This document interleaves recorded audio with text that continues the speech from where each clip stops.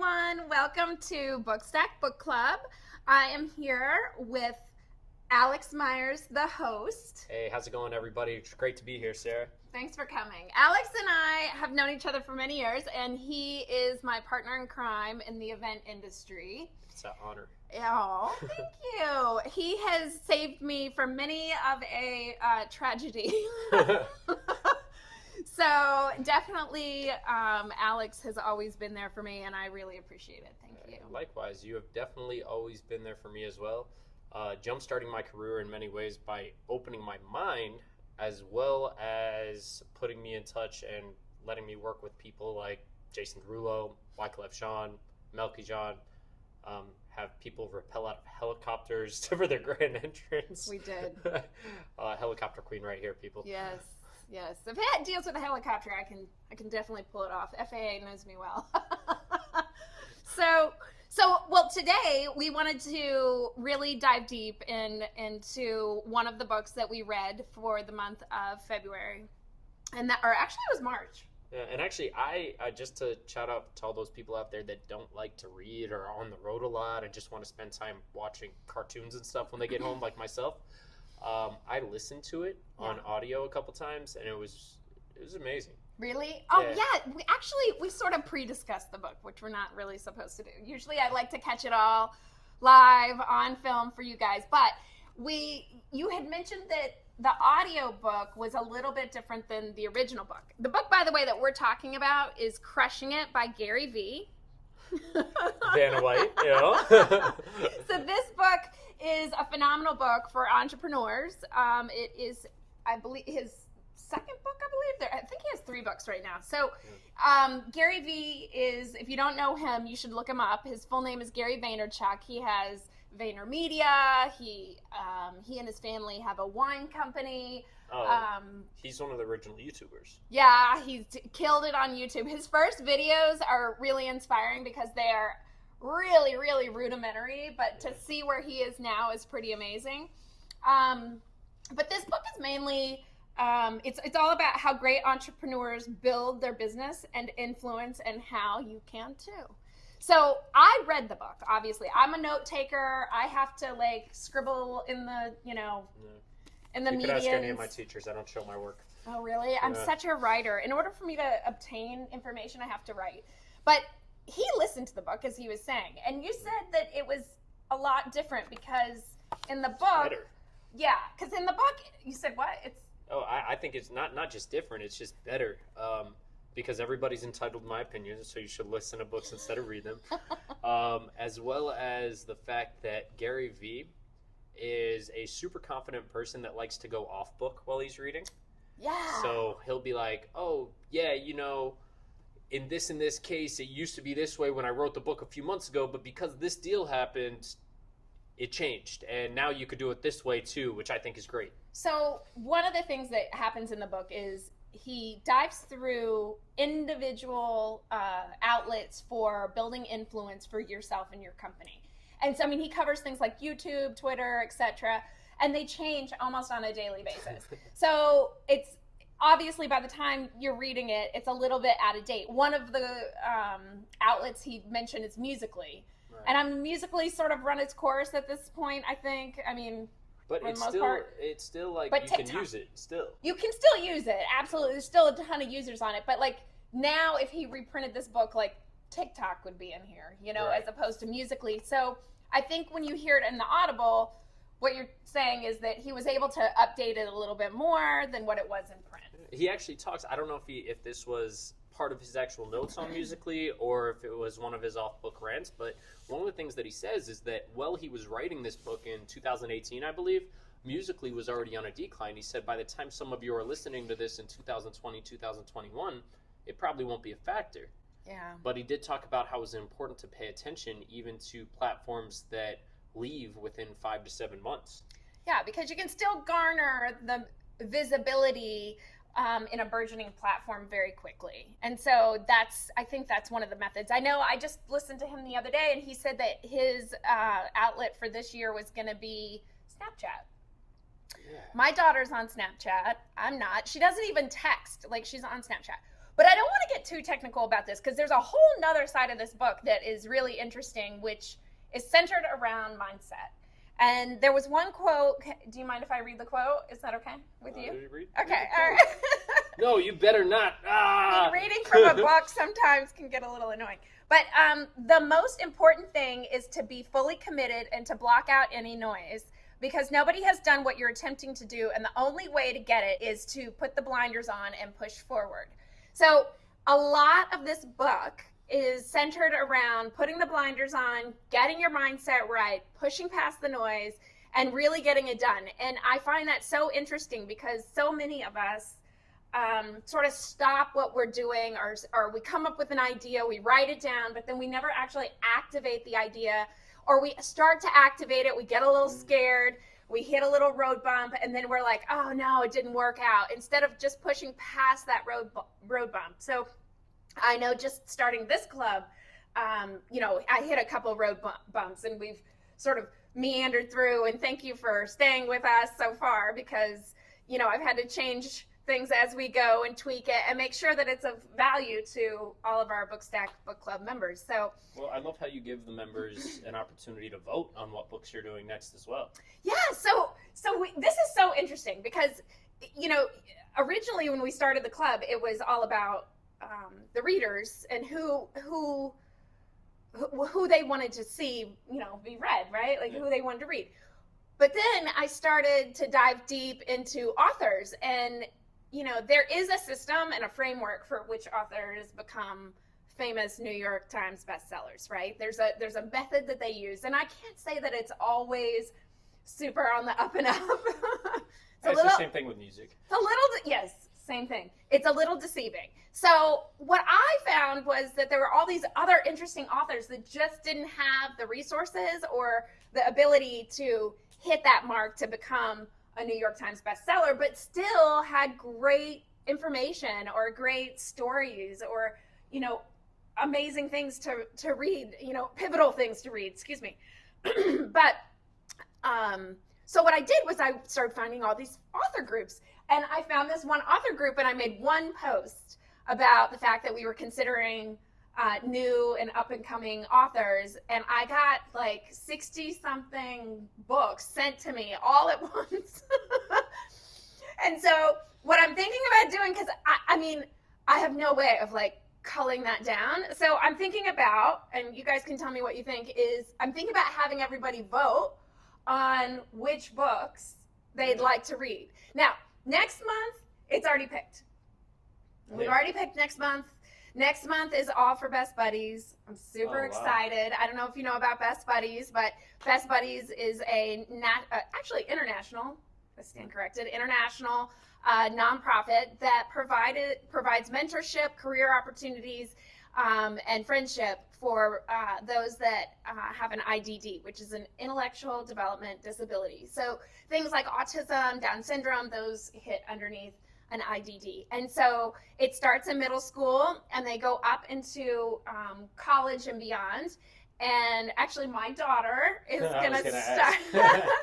gonna start a chapter at her school. So she's already the president. They're doing the paperwork right now. So if you would like to have a chapter at your school, it's pretty amazing. But next month is Best Buddies month. So what we're doing is we're reading a series of books that will be centered around IDDs. Very cool. Yes. And I'm really excited to announce those books in a few weeks. When I was doing live events, one of my most rewarding events that we would do every year for a company that I used to work for, unfortunately I couldn't be a part of it after I left that company and started my own over 10 years ago, but we would do a prom every year. Oh, yeah. And the prom was from 8-year-olds to 80-year-olds that were autistic. And there was never a group in my life, in over 17 years of doing this, that appreciated it and had more fun. And yeah, I saw some hardships and I saw some explosions and different things happen, like getting people over 300 pounds with autism into a car when they're throwing a tantrum. Like, I've had to help with things like this, but it just gave me a new respect for everything that those families go through. And if you're looking for an organization that could definitely use the benefit and support, Best Buddies is definitely in that realm. It is. It's a great organization. And they have a series of other events throughout the year too. They have Champion of the Year, and they have a walk, and it's amazing the connections and the support that is provided for those with an IDD. So but I want to go circle back to this. Oh, like book. We're here for a book review? I know, we are here for a book review. So Best Buddies. All right. So crushing it. So one, part of this is all about getting past, your comfort zone. Yeah, just diving into out of your comfort zone, getting more and more intentional, having... I love that word. I know, that was my word last year. Having authenticity, really being honest, not just being your glossy self, yes, I didn't wake up like this. I'm just going to be honest. We have a little bloopers clip, and I'm actually putting makeup on while we're sitting here. So, I did not wake up like this. But being authentic, being patient, and also just creating content like this, like constantly recording what's going on in your life. I always thought that I wasn't that interesting. I still agree with that statement. No, I'm just kidding. Oh my gosh! I would not have you in my life if you weren't interested. Oh, thank you. But he says, record all the time, because what you may find normal and regular and just Joe Blow is actually pretty interesting to somebody else. And I think it also plays into people's voyeur side. People like to people watch and things like that, and this sort of allows them to people watch your life. Yeah. I mean, I've been one of these guys for years, right? That I just didn't want to be one of those people with a phone in my face the whole time. But if you really want to get into the media and leverage your business on social media, you can reach thousands of people at once to see your business just by doing little things. Like this morning for my haircut, I had 2 cameras up. Making a little video so that I could tag my my salon, Life Spa, Marissa Cucci. All right. Shout out, but I'm gonna cut that out. All right. So basically, I know what I have to do, and from this book, one of the main things that I got from it was to be intentional and to give myself permission to get outside of that box and really tackle those things. Yeah. I think what's you're gonna cut that out. Nope. Yes, you are. That's gonna be the opener of the video. So what's interesting to me now is that so much of what people want to do in their career is dependent on their social media. So for instance, if you want to be an actor now, you have to have a presence prior to, even if you're just starting out, you have to have a presence prior, because they're not only buying you as the talent that you have as an actor, they're also buying who follows you. Like the fact that you've already got momentum, the fact that you've already got some advertising credibility behind you is incredibly important. And I think that's why the influence part is so strong, and why Gary Vee puts so much emphasis upon it. Now, I know most of his work is in the media division, and I'm sure there's some divisions that, or industries that this doesn't really affect that much, but I would be hard pressed to find it. I mean, even if you're a doctor, right? Let's think about it. Dr. Pimple Popper, oh my God, she's amazing. She is a dermatologist. And she just started recording these things and putting them on YouTube, and ended up with her own TV show. But ultimately, she's able to share her love of helping other people that have these really wild, I mean, I call them wild, skin conditions. No, that's not just pimples. It's all kinds of stuff. I mean, I'm so addicted to it. It's disgusting. But she is able to sort of normalize it and make it okay that, hey, people have these things going on. You should probably go get checked out, make sure it's not cancer or whatever. And she's just so loving. I mean, I love her to death. I think she's amazing. So she is able to further her business because of that feedback that she got through YouTube and such. I mean, that's so great, but I'm sure she dealt with some of that noise you were talking about. Oh, I can only imagine. I mean, for me, I've had my best friend from the time I was 3 years old come up to me. I'm like, oh, what do you think of the new hair? Because I grew out my hair through Corona to have that distinguishing factor. Yeah. He goes, oh, it's comical. So you get noise from your family, from your friends, your loved ones, but at the end of the day, if you drive forward, you believe what you're doing, something as simple as hair to make yourself distinguishable, or skin conditions online, or even if you're in an industry like financial planning, which is in here as well, which frowns upon the social media and creating your own branding strongly. There's so many avenues, and for the people that frown upon you, there's a chance that they're frowning upon everybody else too, and not everybody is going to give themselves that permission, be intentional to be able to move forward in that light. Yeah, I think that you have to really push yourself to be out there. That's the long and short of it. I mean, you have to be pretty fearless, but you also have to be yourself, and the world needs to see you, and you're a star, and you should shine. So get out there and start influencing. Start listening to the book. Yeah, listen to the book. 20 minutes a day for a chapter for an 8-hour book, and I guarantee you, when you're on your way to that big meeting or when you're thinking about a concept, those 20 minutes are going to change your mindset and help you realize how honestly easy it is. It's about, to quote Gary Vee, it's about speed in the short term and patience in the long term. Just post. Just post.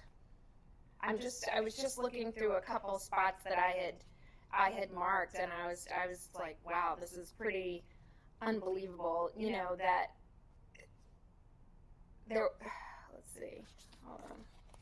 While she's looking at that, when I just said speed in the short term, patience in the long term, Gary Vee has a YouTube video that I listen to every once in a while. It's just called Speed. It's about a 5-minute video, and he talks about how important it is to just push things out, whether it be content or your invoices or meetings or anything else. The more you execute right now, the easier life's going to be later. You said the thing about speed, right? And just pushing forward. Here's something else that I learned in this is, as much as you may think people are paying attention to what you're posting, they're really not. You really have to push through so much noise. So guess what? Get out there, make the mistakes. Who cares? And I mean, obviously have care and thought in what you're doing, but you're going to make a mistake. Let's be real. Like, there's going to be a mistake made. But don't ponder too much on that. Don't, stay stuck so much because of that mistake, because guess what? Not that many people are watching. Now, if you've gone out and you've made a major mistake, like a morality mistake, that's a different story. They'll sink you like crazy. Unfortunately, we're in a cancel culture, and so that's sort just of... Just don't do it. just do right and wrong. Moral, but yeah, have ethics. But as far as, maybe you made a mistake and how you posted something, or maybe you didn't like how you looked, or maybe, your set wasn't perfect, or whatever. Who cares? Just test it out and keep going, because guess what? Not that many people are really paying attention to all those details like you are. So, be your own worst critic, but don't make it stall you to the point that you're not moving forward. I definitely like that. Yeah. Don't cripple yourself. Yeah. There's going to be enough people trying to stand in your way.